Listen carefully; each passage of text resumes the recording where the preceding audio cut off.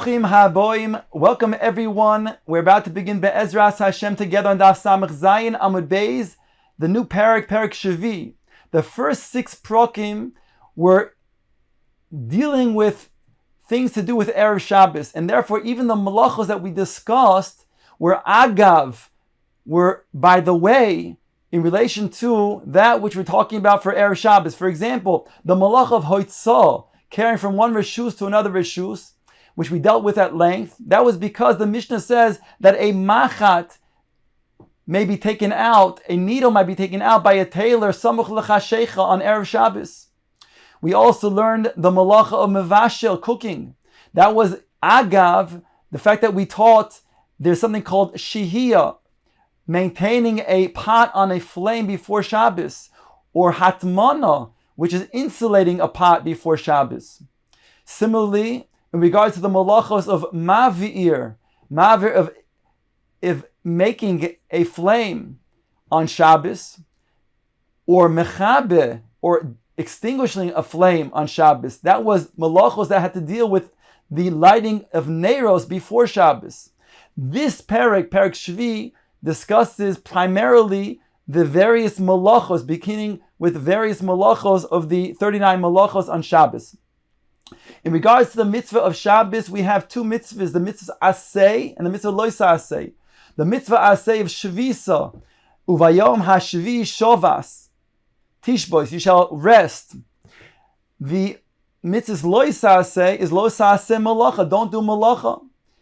In regards to the iser of doing malacha, so if a person does so b'mezid, and that person then is chayiv, he's liable for kores. If he does so b'mezid and he has 2 edim that give hasra, a warning, then he's chayiv skila. And if he does so b'shoigeg, he's chayiv a korban chatos. The malachos we learn out from the building of the Mishkan, and therefore there's 2 different types. There's the avos malachos, those were done specifically in the Mishkan, and those are 39 avos malachos. And then there are toldos, the descendants, the secondary malachos, which really are just as severe, but they're not things that were done in the Mishkan, but things that are related, that are similar to those that were done in the Mishkan. And therefore there's really no difference in terms of the penalty for a person who does either an av or a tolda. The difference lies in the fact that if he does many avos malachos, then he'll be chayiv a korban chatos for each and every one of those avos malachos. However, if he does an av malacha with a tolda, or more than one tolda of the same av malacha, he will only be chayiv 1 korban chatos. Now, before we get into the parak itself of Klal Gadol, I want to give a couple introductory points in regards to the korban chatos, which is brought by a person who did a malacha b'shoigeg. Shoigeg has 3 different possibilities. Either it means somebody did not know about Shabbos altogether, he didn't know the concept of Shabbos, and then he did malacha, so therefore he'll be chayiv a korban chatos for that, not knowing Shabbos. A second type of shogeg is that he does know Shabbos, but he doesn't know that today is Shabbos, whereby he does malacha thinking it's a regular weekday. That's a different type of shogeg. And a third type of shogeg is where a person, he doesn't know that which he is doing is a malacha. So that's a third type of shogeg. There's 3 different types of shogeg that a person will be held accountable for, whereby he'll have to bring a korban chatos. In regards to bringing a korban chatos on many averos, so he'll bring a korban for each and every one of those averos. However, if he repeats the same avera more than once, what's called behelem echad, with one forgetful period, whereby he does the malacha several times without knowing in between that this is a malacha, or that this is Shabbos, then he will be chayiv only once. However, even behelem echad, there are certain situations will be chayiv even for every chilul Shabbos. Let's see the Mishnah inside. Klal Gadol Amru b'Shabbos. there was a klal gadol that the Chachamim said in regards to Hilchos Shabbos. Now the Gemara is going to discuss at length coming up what is this idea of klal gadol. The word klal gadol implies that this is such a big rule that there are many different particulars of this rule, many pratim.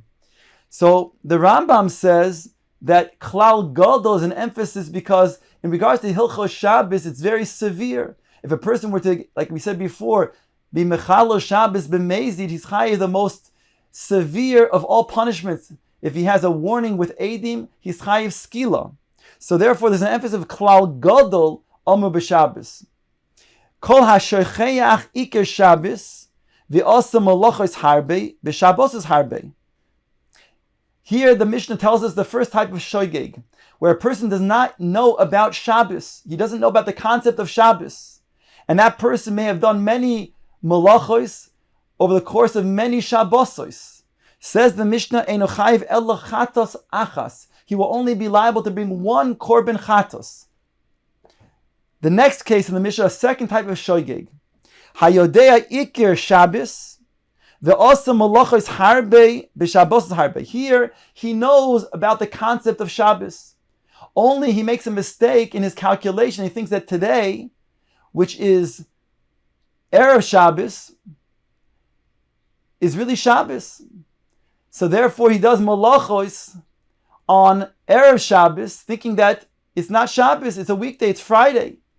So even though he does that, again, many malachos, even many Shabbos, week after week, he may then make the wrong calculation one week after the next. Chayiv al kol Shabbos v'Shabbos, he's going to be chayiv a separate korban chatos for each Shabbos that he was oiver on. The third concept of shoygeg, the Mishnah says, Hayodeya shehu Shabbos v'asa malachos harbe b'Shabbos harbe. He knows that he knows the concept of Shabbos. He also knows that today is Shabbos, but he doesn't know what he is doing is considered to be malacha. Here the Mishnah says, Chayiv al kol av malacha umalacha. He's going to be chayiv, accountable for each and every malacha that he does. The Mishnah concludes, Ha'oise malachos harbe me'ei malacha achas. If a person does many malachos, which is like one malacha, which means he does many malachos, let's say one av malacha, which has with it, let's say, maybe does other toldos of that av malacha. Eino chayiv ela chatos achas. He's only going to be chayiv one chatos because it's all considered to be one av malacha, which he did again under one forgetful period, one helem echad. So therefore, though he did one av and many toldos, he'll be chayiv only once. Or if he did many of the same avos, again, doing that, he did it with one forgetful period, one helem echad. Again, he'll be chayiv only once. Says the Gemara asking the following question, My taimo Tana klal gadol. Why is the reason that our Mishnah, the Tana, chose to teach klal gadol? It's a great klal. Ileima mishum de kivoi lemisni oy klal acher. Tana klal gadol. If it's because the Tana in the Hemshech, in the coming Mishnayos, says another klal. He says, Od klal acher, there's another klal. So in regard to that other klal that he mentions there, which only has two specifics, so over here, it's considered to be a klal gadol. It has much more specifics than that. V'ho asked the Gemara, if that's so, then and the Gemara continues, V'gabe shvis nami mishum dekiboy lemisni oy klal acher tana klal gadol.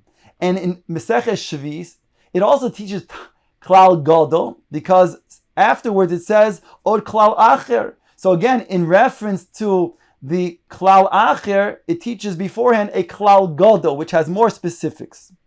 Ask the Gemara, if that's the reason why it's called klal gadol, both over here in Shabbos as well as in Shvis, then v'ho v'gabe meiser diktani od klal acher v'lotani klal gadol. There it does say, it teaches in a Mishnah another klal but doesn't teach klal gadol in reference to that od klal acher. So therefore, it cannot be the reason that we're teaching klal gadol in our Mishnah and the Mishnah in Shvis, because it has another Mishnah that says a klal acher. Says the Gemara, Rabbi Yosi bar Avin, Shabbos the Shvis the isbehu avois v'toldos Tana gadol. Ma'aseh the lesba avois v'toldos lo Tana klal gadol. When it comes to the Hilchos, the Masechet of Shabbos and Hilchos Shvis, Masechet of Shvis, they have both what's called avos and toldos. It's more complicated. Therefore, in reference to Shabbos and Shvis, it teaches a klal gadol. But when it comes to Ma'aseh, it doesn't have both concepts of a of and a tolda. Therefore, it just teaches a klal without teaching klal gadol. Ask the Gemara, Lebar Kapara, the Tani klal gadol b'Ma'aser.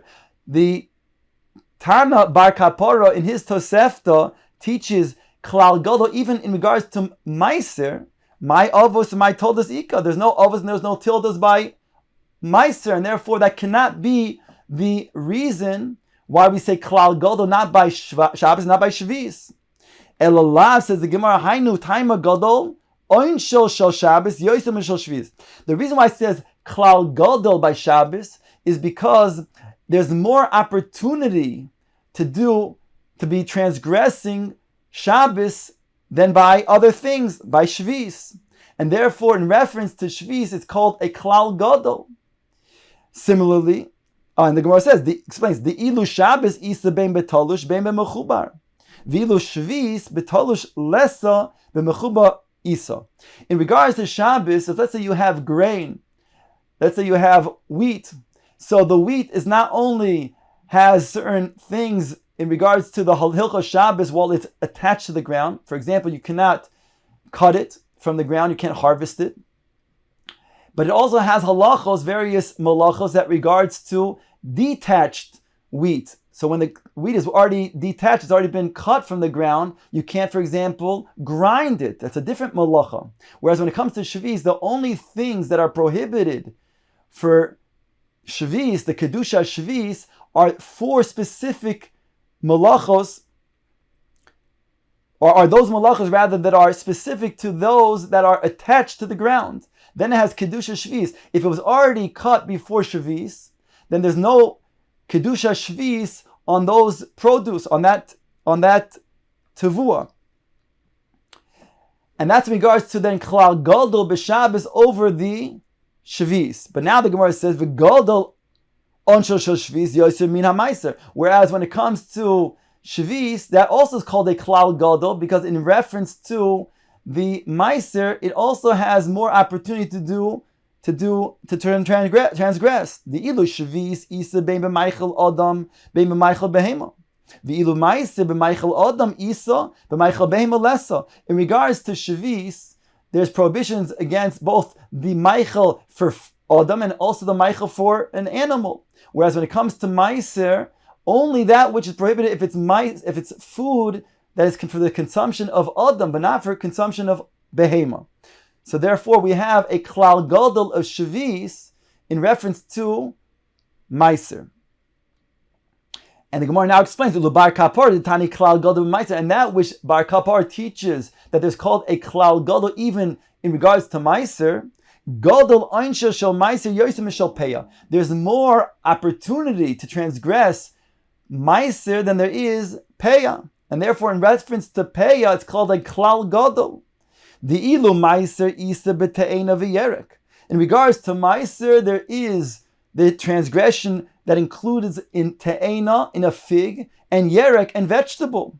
The ilu peya lesa b'te'ena v'yerek. Whereas peya does not have the concept of peya of leaving a part of the field for the anim, if it's te'ena or if it's yerek. This now the Mishnah comes to teach us. Klal amru b'peya. There was a principle that's taught in peya the following requirements: kol shehu oichel, all that which is eaten on the field, from the field, v'nishmar, and it's guarded, v'gidulo min art, and it grows from the ground itself, v'likitosoi ka'achas, and it's picked, it's harvested all at once. Umachniso likiyum, and you can bring it into the oitzer to let it stay for a period of time. It doesn't get rotten right away.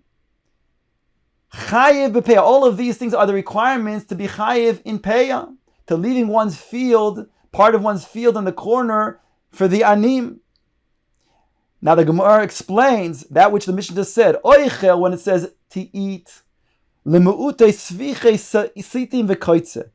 When it says that there's a requirement that be eaten, this is produce that's eaten from the field, that's chayiv in peya, comes to the exclusion of those after growths that are what's called sotim v'koitze, that are primarily used for its dye, whether it's blue dye or red dye. Even though b'shas hadachak it could be eaten, but it comes to exclude these things because primarily it's used for its dye.